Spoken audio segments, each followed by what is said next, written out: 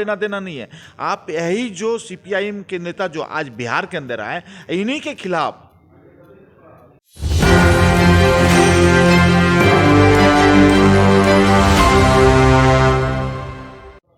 नमस्कार, मेरा नाम सदंजर, आप देख रहे हैं न्यूज़ 24। आज मल्लिकार्जुन खड़गे जो कि कांग्रेस के राष्ट्रीय अध्यक्ष हैं और दीपांकर भट्टाचार्य सीपीआई-एमएल के जो नेता हैं और लालू प्रसाद यादव एक मंच पर दिखेंगे। और 3 चरण के मतदान होने के बाद जब चौथे चरण का मतदान होना है 13 मई को, ठीक पहले आज सभी इंडिया गठबंधन के तमाम बड़े शीर्ष नेतृत्व आए हैं। इसी पर चर्चा विस्तार से बातचीत करने के लिए हमारे साथ भारतीय जनता पार्टी के प्रदेश प्रवक्ता राकेश पोद्दार हैं। जिस तरीके से आज मल्लिकार्जुन खड़गे पटना पहुंचे हैं, 3 फेज़ का मतदान हो चुका है, तब चौथे फेज़ का मतदान होना है, ठीक उसके पहले ये लोग सभी एकजुट हुए हैं। देखिए, मल्लिकार्जुन खड़गे हो, चाहे सीपीआई का नेता हो, सीपीएम का नेता हो, चाहे लालू प्रसाद यादव जी हो, 3 चरण का मतदान खत्म होने के बाद उनको बिहार की जनता की याद आई, तो इनको कुछ लेना देना नहीं है, चुनाव से इनको लेना देना नहीं है। आप यही जो सीपीआईएम के नेता जो आज बिहार के अंदर आए, इन्हीं के खिलाफ डी राजा की पत्नी, कम्युनिस्ट पार्टी के बड़े नेता, उनकी धर्मपत्नी एन राजा राहुल गांधी के खिलाफ वायनाड में चुनाव लड़ रहे हैं। तो वहां से चुनाव खत्म करा के अब बिहार में आए हैं, दिखाने आए कि हम एकत्र रहें। देश के अंदर कहीं एकत्रित नहीं रहे, सिर्फ इनको अपने कुनबे को, अपने लोगों को, कुनबे को, अपने पार्टी को चलाने का काम कर रहे हैं, जो चलेगी नहीं। देश की जनता आप जान चुकी है, बदलाव चाहती है, देश की जनता विकास चाहती है। इन जो धर्म की बात ये लोग करते हैं, कभी हिंदू मुस्लिम की बात करते हैं, तेजस्वी प्रसाद यादव 3 दिन पहले हिंदू मुस्लिम की बात करते हैं, लालू प्रसाद यादव 7 मई को कहते हैं कि आरक्षण मुस्लिमों को होना चाहिए। तो कहीं ना कहीं दिखाना चाहता है अपने समीकरण के साथ, यानी माई समीकरण हो, बाप समीकरण हो और अखिलेश यादव का पीडीए समीकरण हो, ये लोग अपना समीकरण बना रहे हैं। लेकिन देश की जनता चाहती है विकास। हमारे देश के प्रधानमंत्री नरेंद्र मोदी जी कहते हैं सबका साथ, सबका विकास, सबका विश्वास हो, सबके प्रयास के साथ ही विकास हो सकता है। आपके जो समीकरण जो बना रहे हैं, आरक्षण की बात कर रहे हैं, उस आरक्षण में धर्म के हिसाब से इस देश में आरक्षण नहीं मिलेगा। बाबा साहब अम्बेडकर का और भारतीय जनता पार्टी पे जो आप आरोप लगाते हैं आरक्षण और संविधान को बदलने की बात, भारतीय जनता पार्टी कहती बाबा साहब अम्बेडकर इस धरती पे दोबारा भी आ जाएंगे और कहेंगे कि इस आरक्षण में बदलाव चाहिए, तो आरक्षण में बदलाव नहीं हो सकता। संविधान की बात करने वाले लोग, मैं पूछना चाहता हूँ संविधान के पूछने वाले लोगों से कि 1974 की याद नहीं आ रही है आपको? 1976 में 5000 हिंदुओं को मारा गया, साधु हिंदू को मारा गया इंडिया गेट के ऊपर। उनको आप उस समय संविधान और लोकतंत्र खतरे में नजर नहीं आ रहा था।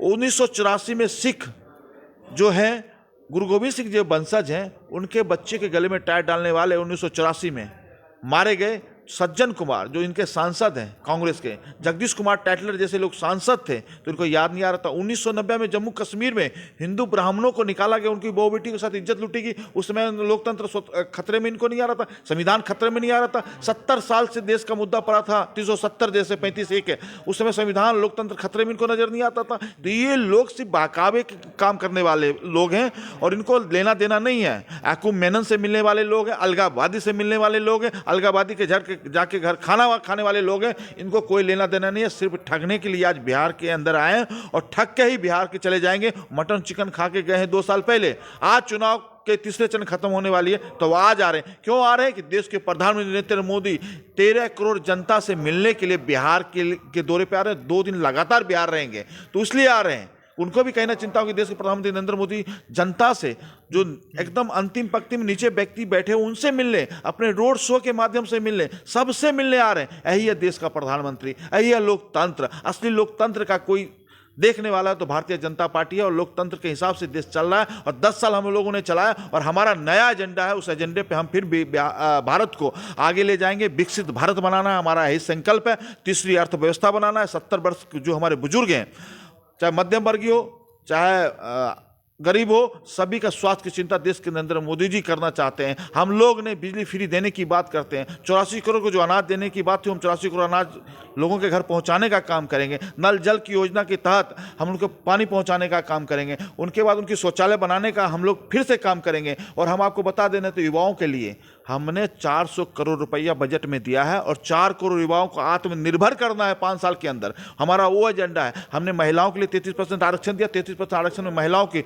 2 करोड़ लखपति दीदी बनाने का हमारा एजेंडा है। तो हम लोग विकसित भारत को कैसे आगे बनाएं, उसमें हमारा एजेंडा है। इन लोगों का कोई एजेंडा नहीं। इनसे कभी भी आप लोग मीडिया के साथी हैं, जाके पूछ लीजिएगा मल्लिकार्जुन खड़गे का, इनका सेम पितौदा जो राजीव गांधी के मित्र थे, राहुल गांधी के मुख्य सलाहकार, लालू प्रसाद के पुराने मित्र हैं।